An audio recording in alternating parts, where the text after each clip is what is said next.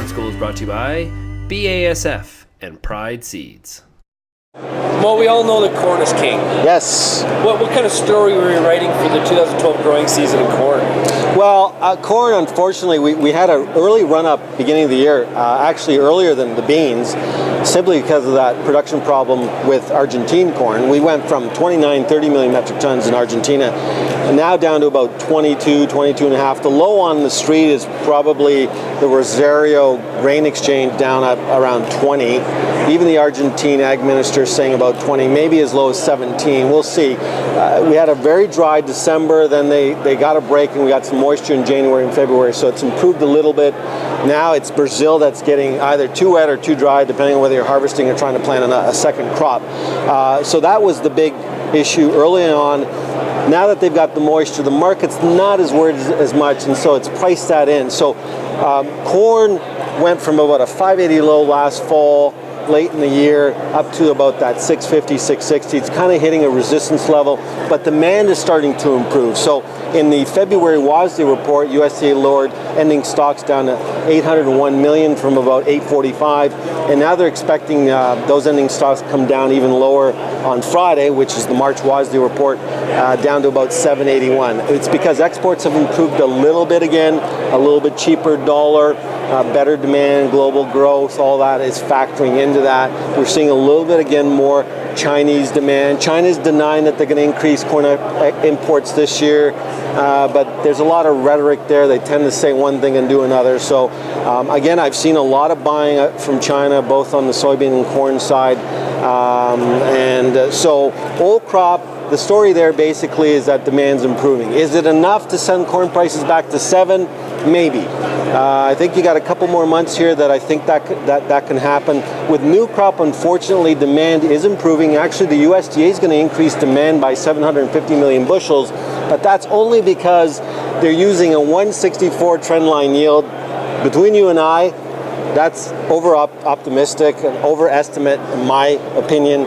We only had 1 year that the USDA ever did 164, so how can that be a trend line? We'll see. It's up to Mother Nature, but they're using 94 million acres, and they're saying ending stocks are going to go from 780 to 801 up to 1.6 billion bushels. That's a double in ending stocks. If that's true, it's game over. You're going to see, they're saying $5 corn, you're going to $4, maybe even $3, depending on how big that number is.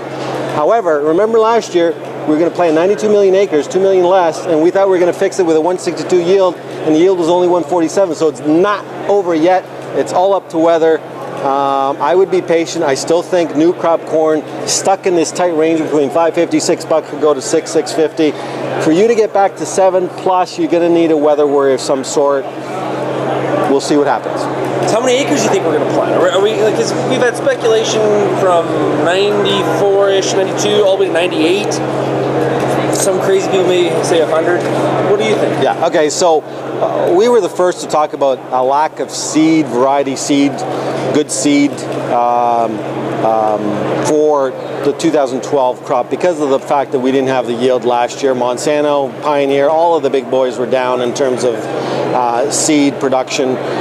We were expecting a record seed production, winter record seed production from South America. We're not going to get that either.